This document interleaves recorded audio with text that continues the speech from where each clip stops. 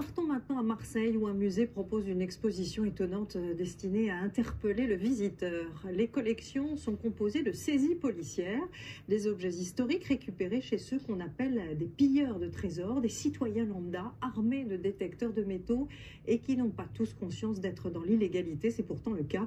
Sophie de Chevalreau et Vincent Pirot. Allez, go, c'est parti. Détecteur de métaux et pelle à la main, il peut passer des heures à inspecter les champs. Cet homme se présente comme un détectoriste. Son but, trouver des objets anciens sous terre, n'importe où. Après seulement quelques minutes... Ah, une monnaie. C'est de Napoléon. Ça date de quand, ça? 1850, 55. Il souhaite garder l'anonymat car il le sait, ce qu'il fait là est illégal. Pour fouiller les sols, il faut non seulement l'accord du propriétaire du terrain... On va le voir directement. Bonjour, ça vous dérange si on détecte dans votre champ et tout? À 90%, ils disent oui.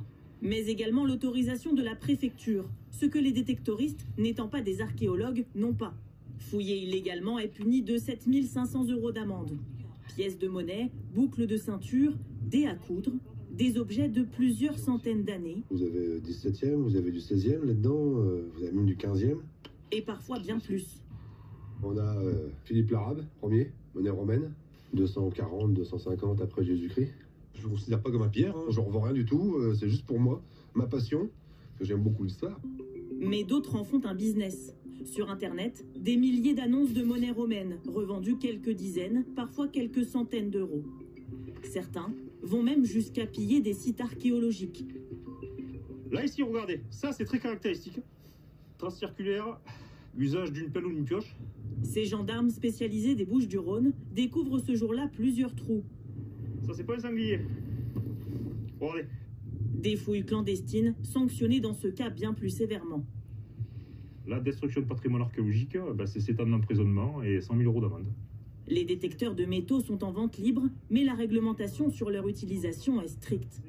On peut l'acheter, on peut l'utiliser chez soi pour faire une chasse au trésor avec ses enfants sans creuser les sols. Ça pose pas de problème juridique. Dès lors qu'on creuse des sols, les problèmes se posent. Le musée d'histoire de Marseille expose actuellement des centaines d'objets saisis par les autorités. Vous avez ici le fruit d'une seule saisie chez un particulier en Moselle. Une pièce ici qui a été saisie à Roissy, qui est une pièce de Cléopâtre. Il y en a 8 au monde, des pièces comme ça.